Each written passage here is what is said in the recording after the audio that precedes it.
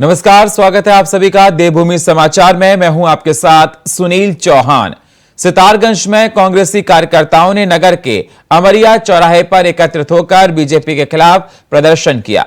आपको बता दें, कांग्रेस पार्टी के पूर्व राष्ट्रीय अध्यक्ष राहुल गांधी को रावण बताए जाने को लेकर कांग्रेसियों में खासा गुस्सा देखने को मिल रहा है। इस दौरान कांग्रेसियों भाजपा सरकार का पुतला फूंका।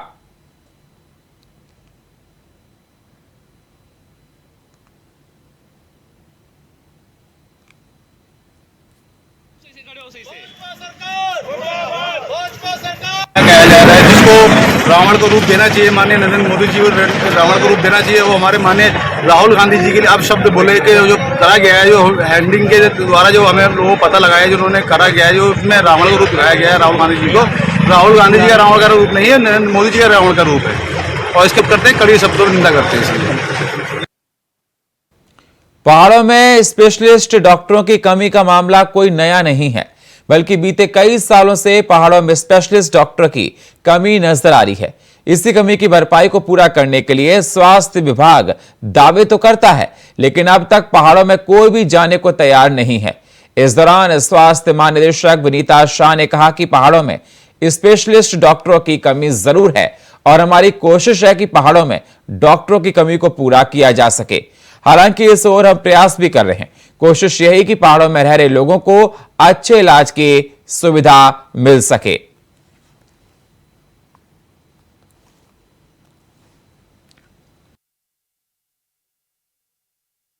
अगली खबर लक्सर से है, जहां कांग्रेस नेता राहुल गांधी को भाजपा नेताओं द्वारा रावण बताए जाने पर कांग्रेस नेताओं ने पलटवार करते हुए भाजपा पर जमकर निशाना साधा। आपको बता दें, लक्सर में आयोजित प्रेस कॉन्फ्रेंस में कांग्रेस के प्रदेश महासचिव राजेश रस्तोगी और युवा कांग्रेस के वरिष्ठ नेता मोनू वर्मा ने कहा, भाजपा राहुल गांधी की बढ़ती लोकप्रियता से बौखलाई हुई है, इसलिए राहुल गांधी को रावण का अवतार बता रहे हैं। साथ ही उन्होंने आरोप लगाया कि भाजपाई देश में जातिवादी और धर्मवाद का जहर फैलाकर माहौल को खराब करना चाहते हैं।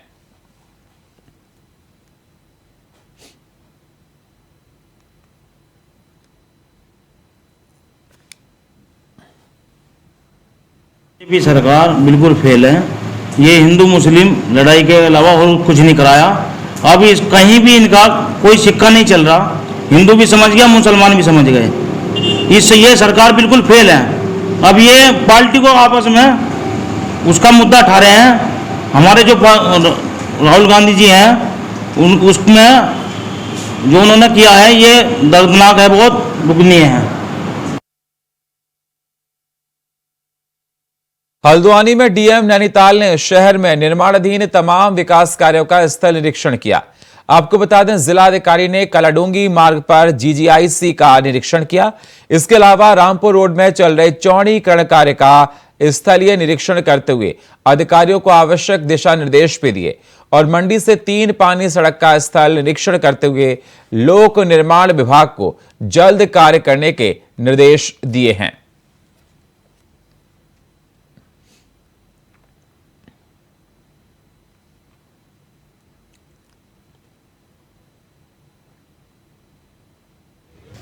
अरे कुछ ऐसे प्रोजेक्ट्स चल रहे हैं जो लंबे समय से, कुछ प्रोजेक्ट्स जो हैं वो कंसेप्ट के स्तर पर अभी विचाराधीन है। कुछ में धनराशि सैंक्शन हो गई है, कुछ में डीपीआर प्रिपरेशन हो रहा है। तो लंबे समय से विभागीय अधिकारियों का, जहां 3-4 डिपार्टमेंट एक प्रोजेक्ट में काम करते हैं, उसमें समन्वय को लेकर कुछ प्रोजेक्ट्स की गति धीमी चल रही थी। आज हम लोगों ने 3-4 ऐसी ही परियोजनाओं का निरीक्षण रखा हुआ था, जिसमें पहले जीजीआईसी वाला जो एरिया है वहाँ हम लोग सुबह गए थे, जिसमें एक स्पेस बहुत अच्छा पार्किंग का निकल सकता है। साथ में साइड की जो रोड है उसकी चौड़ीकरण की भी संभावना निकली है।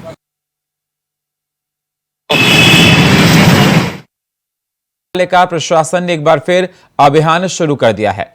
आपको बता दें, पालिका के वरिष्ठ लिपिक योगेश चौहान की अगुवाई में पालिका टीम ने पुलिस के साथ नगर के बाजारों में चेकिंग अभियान चलाया। इस दौरान टीम ने गोरधनपुर और रोड मोहल्ले से एक हार्डवेयर और एक परचून की दुकान पर छापा मारकर भारी मात्रा में प्रतिबंधित पॉलिथीन और प्लास्टिक को बरामद किया।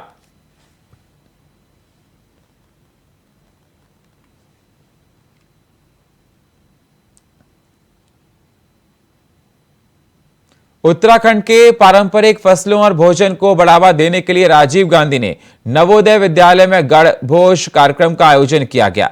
तो वहीं इस आयोजन में कैबिनेट मंत्री डॉक्टर धन सिंह रावत ने मुख्य अतिथि के रूप में शिरकत की। आपको बता दें, कार्यक्रम की शुरुआत धन सिंह रावत ने दीप प्रज्वलित करके की। कार्यक्रम में बच्चों ने गीत प्रस्तुत कर लोगों का मन मोह लिया। आपको बता दें, गढ़भोज आयोजन का मुख्य उद्देश्य उत्तराखंड के पारंपरिक खाद्य पदार्थों को जन जन तक पहुंचाने के साथ ही इसे राष्ट्रीय स्तर तक पहचान दिलाना है। उसी दौरान कैबिनेट मंत्री धन सिंह रावत ने कहा कि उत्तराखंड के पारंपरिक खाद्य पदार्थ मांडवा, राजमा, मोटे अनाज, जंगूरा जैसे खाद्य पदार्थों को बढ़ावा दिया जाना चाहिए। जब से हमारी सरकार बनी है तब से हमने हॉस्टल वाले स्कूल और कॉलेज को ये निवेश दिया है।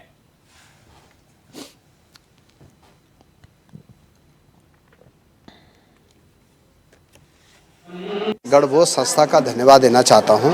उसके संस्थापक जी भी हमारे साथ यहाँ पे हैं। ये लोग कई वर्षों से जो हमारा अन्नश्री है, हमारा जो मंडवा है, झंगोरा है और जो हमारे पौष्टिक जितने दालें हैं, गहत है, इसके लिए बहुत सालों से प्रयास कर रहे थे कि जो हमारा स्कूल है और जो हमारे कॉलेज हैं, जहाँ भी हॉस्टल हैं, वहाँ हफ्ते में या महीने में एक दिन गढ़भोज रखा जाए। तो जब से हमारी सरकार आई, मुख्यमंत्री जी और मैंने ये अनिवार्य कर दिया है कि बच्चे जो है अपने संस्कृति से भी जुड़े।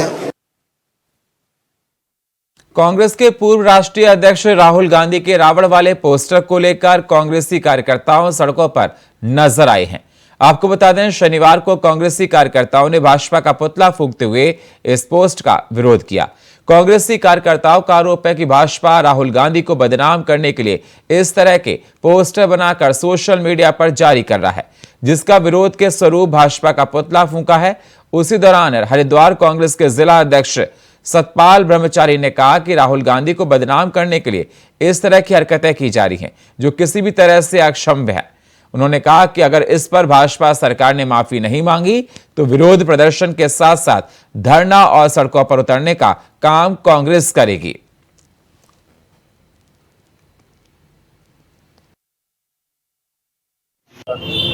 देखिए, दिल्ली में भारतीय जनता पार्टी के नेताओं और कार्यकर्ताओं ने राहुल गांधी जी को रावण कहा और हमें जो सूचना आई है कि पता लगा पोस्टर भी छपवाए रावण करके राहुल के नीचे। उसके विरोध में आज हमने ये पुतला दहन का कार्य किया। तो मैं भारत सरकार का और उत्तराखंड सरकार का पुतला फूंका। तो क्या लग रहा है कि रावण कहना राहुल गांधी को क्या भाजपा सरकार कर रही है? यही सीधा इधर ही बताता है कि एक व्यक्ति को रावण बताना, रावण कौन है वास्तव में ये सारा देश जानता है। राहुल गांधी जो आदमी कूली बन सकता है, जो आदमी गरीब मजदूर की रोटी खा सकता है, वो रावण नहीं हो सकता। अखिल भारतीय कांग्रेस के पूर्व सैनिक विभाग के अध्यक्ष रिटायर्ड कर्नल रोहित चौधरी ने कांग्रेस भवन पहुंचकर केंद्र की मोदी सरकार पर कई गंभीर आरोप लगाए हैं। उनका कहना है कि केंद्र की मोदी सरकार सैनिकों और पूर्व सैनिकों के साथ खिलवाड़ कर रही है। विकलांग पेंशन को खत्म किया जा रहा है, जैसा कि मोदी सरकार का बेहद गलत कदम है। इतना ही नहीं, आज मोदी सरकार सेना को कमजोर करने का काम कर रही है।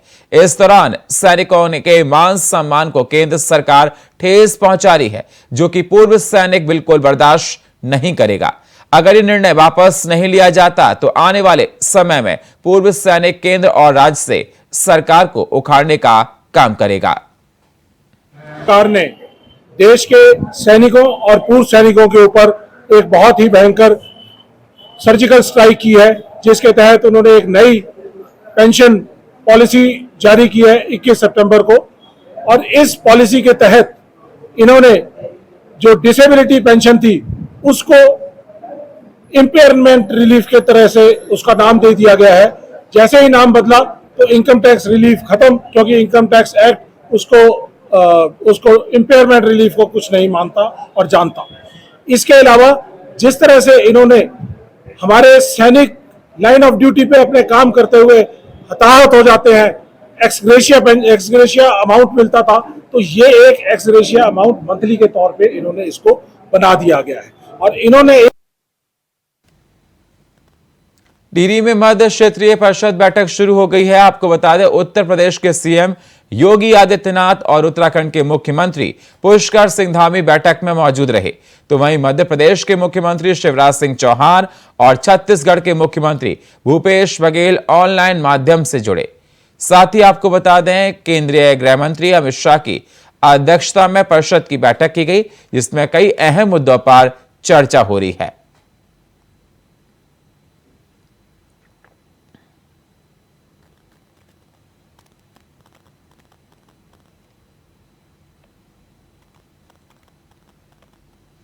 उत्तराखंड के नरेंद्र नगर में मध्य क्षेत्रीय परिषद की 24वीं बैठक शुरू हो गई। आपको बता दें, केंद्रीय गृह मंत्री अमित शाह बैठक की अध्यक्षता करेंगे।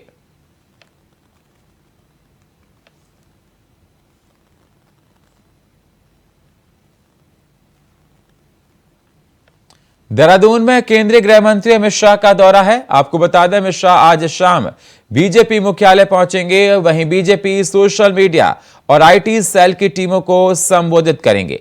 साथ ही लोकसभा चुनाव के मद्देनजर अमित शाह कार्यकर्ताओं से भी मुलाकात करेंगे और सक्रिय करेंगे।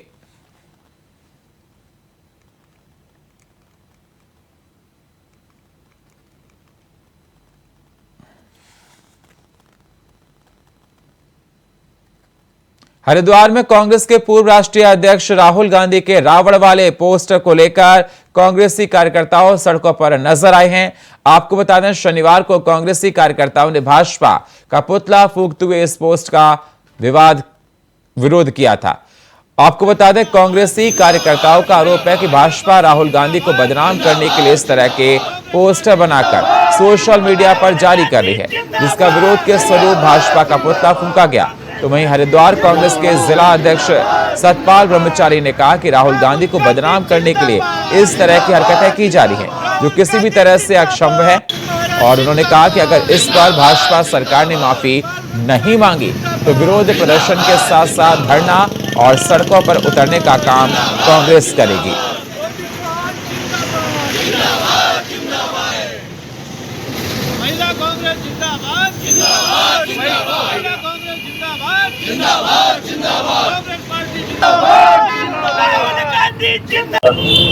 देखिए, दिल्ली में भारतीय जनता पार्टी के नेताओं और कार्यकर्ताओं ने राहुल गांधी जी को रावण कहा और हमें जो सूचना आई है कि पता लगा पोस्टर भी छपवाए रावण करके राहुल के नीचे। उसके विरोध में आज हमने ये पुतला दहन का कार्य किया। तो मैं भारत सरकार का और उत्तराखंड सरकार का पुतला फूंका। तो क्या लग रहा है कि रावण कहना राहुल गांधी को क्या भाजपा सरकार कर रही है? यही सीधा इधर ही बताता है कि एक व्यक्ति को रावण बताना, रावण कौन है वास्तव में ये सारा देश जानता है। राहुल गांधी जो आदमी कूली बन सकता है, जो आदमी गरीब मजदूर की रोटी खा सकता है, वो रावण नहीं हो सकता। देहरादून में दिल्ली के बीच सड़कों के निर्माण से दिल्ली से देहरादून के बीच लगने वाला समय पहले से काफी कम हुआ है। इसका असर यहां के आवासीय प्रोजेक्ट पर भी पड़ा है। आपको बता दें, अब बाहर की बहुत सारी कंपनियां आवासीय सेक्टर में यहां पर निवेश करने के लिए उत्तराखंड आ रही हैं। इस दौरान एमडीडीए के उपाध्यक्ष वंशीधर तिवारी ने कहा कि उत्तराखंड में होटल, रिजॉर्ट, फ्लैट्स आदि में निवेश के लिए बाहर के लोगों की काफी रुचि बढ़ी है। साथ ही आने वाले समय में इस क्षेत्र में प्रदेश में भारी निवेश की संभावना जताई जा रही है। खास करके अगर हम देहरादून क्षेत्र की बात करें और एमडीए के नज़रिए से देखें तो जब से देहरादून और दिल्ली की दूरी कम हुई है, दूरी तो उतनी ही है, समय कम लगता है आने में, तब से यहाँ पर जो एनसीआर के लोग हैं उनका रुझान बढ़ा है यहाँ पर आवासीय परियोजनाएं में। तो जितने भी प्राइवेट प्रोजेक्ट्स हैं सभी का एक ही उसमें हमारी बैठकें लगातार होती रहती हैं, तो उनके द्वारा ये बताया गया है कि अभी बहुत ज़्यादा डिमांड है और अभी काफ़ी, मुझे जहाँ तक अनुमान है, हम लोगों ने पिछले 6 महीने में अगर आवासीय के साथ साथ मतलब फ्लैट्स और रिजॉर्ट, होटल और इको रिजॉर्ट, अगर केवल इन्हीं 4 सेक्टर की बात करें तो 5000 करोड़ से ज़्यादा का हमारे यहाँ मानचित्र हमने स्वीकृत किया है। अंकिता भंडारी हत्याकांड मामले में अंकिता के दोस्त पुष्पदीप की गवाही केस में सबसे अहम बन चुकी है। आपको बता दें, कोर्ट में सुनवाई के दौरान आश्विर अंकिता के दोस्त पुष्पदीप से बचाव पक्ष की ओर से तीखे सवाल पूछे गए। तकरीबन 7 घंटों तक चली गवाही के दौरान बचाव पक्ष ने कोर्ट में अंकिता और पुष्पदीप के बीच व्हाट्सएप पे हुई बातचीत पर पुष्पदीप से सवाल पूछे गए। साथ ही वानंतरा रिजॉर्ट में आने से लेकर अंकिता की मौत वाले दिन का दोनों के बीच का क्या बातचीत हुई, इस पर बचाव पक्ष फोकस कर रहा है और इस बात को साबित करने की कोशिश की जा रही है कि अंकिता वानंतरा रिजॉर्ट में आने से पहले से डिप्रेशन में थी। वही मामले में कल सुबह फिर से पुष्पदीप को कोर्ट में गवाही के लिए पेश होना है।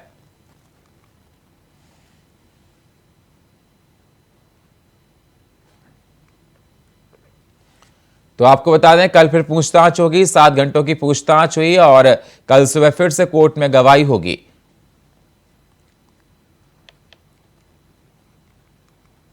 जसपुर विकास खंड के गांव दुर्गापुर में 5 अक्टूबर को ग्राम प्रधान के रिक्त पदों के लिए उपनिर्वाचन हुआ था, जिसमें 2 लोगों ने जतिन कुमार और अमनदीप कौर द्वारा प्रधान पद के लिए दावेदारी की गई थी, जिसमें आज सुबह 8 बजे से ब्लॉक परिसर में मतगणना शुरू हो गई थी।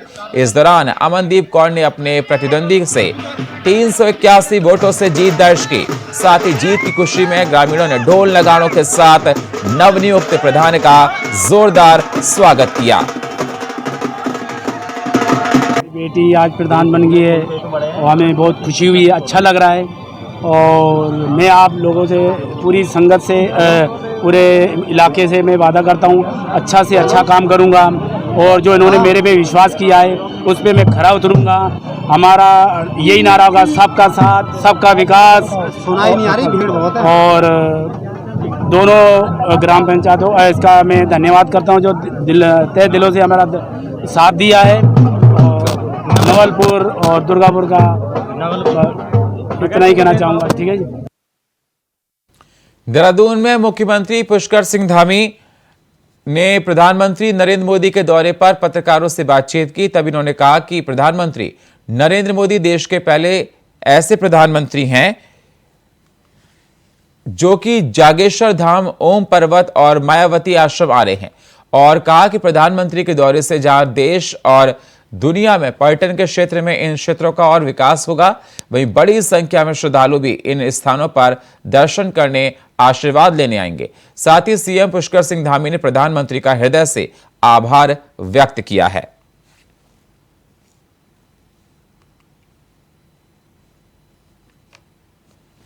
सबसे पहले तो आदरणीय प्रधानमंत्री जी का मैं आभार व्यक्त करना चाहता हूं और धन्यवाद करता हूं उत्तराखंड की देवतुल्य जनता की तरफ से कि वो पहले प्रधानमंत्री होंगे जो जागेश्वर आ रहे हैं, वो पहले प्रधानमंत्री होंगे जो मायावती आ रहे हैं, वो पहले प्रधानमंत्री होंगे जो आदि कैलाश जा रहे हैं। तो निश्चित रूप से एक हम लोगों के लिए ऐतिहासिक दिन है और उनके आने से जहां उत्तराखंड वासियों के लिए एक बड़ा अवसर हमको मिलने वाला है, अवसर हमारे सामने आने वाला है, वहीं देश दुनिया के लिए भी तीर्थाटन के क्षेत्र में, पर्यटन के क्षेत्र में एक बड़ा जो मानसखंड मंदिर माला मिशन है और मंदिर मानसखंड सर्किट है, उस पूरे सर्किट के दर्शन पूरी दुनिया आने वाले समय में आदरणीय प्रधानमंत्री जी के आने के बाद उनका ध्यान जाएगा और करेगी।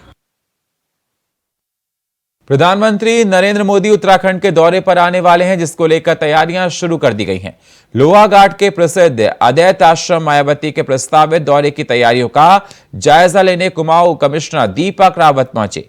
कमिश्नर रावत ने सबसे पहले पीएम मोदी के हेलीकॉप्टर की लैंडिंग के लिए बन रहे हेलीपैड और सेफ हाउस का निरीक्षण किया और अधिकारियों से जानकारी ली कि इसके बाद कमिश्नर रावत ने हेलीपैड से लेकर गलचौड़ा तक बन रही सड़क का निरीक्षण किया। फिर अधिकारियों को समय पर पूरा करने के निर्देश दिए गए और उनका हौसला बढ़ाया गया। वहीं पीडब्ल्यूडी के अधिशासी अभियंता संजय चौहान के द्वारा कमिश्नर को हेलीपैड और सड़क निर्माण के बारे में पूरी जानकारियां दी गईं।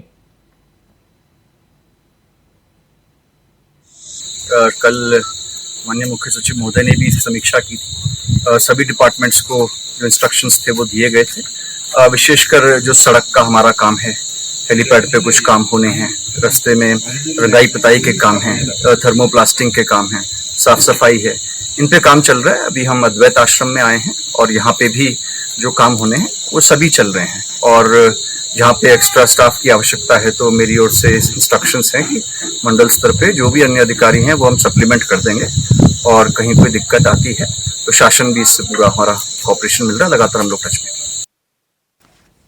उत्तराखंड के शिक्षा मंत्री डॉक्टर धन सिंह रावत ने शासन को बेटियों के लिए देश का पहला स्कूल खोलने का प्रस्ताव तैयार कर केंद्र सरकार को भेजने के लिए निर्देश दिए हैं, लेकिन शिक्षा मंत्री के निर्देश के 1 साल बाद भी प्रस्ताव तैयार नहीं हुआ।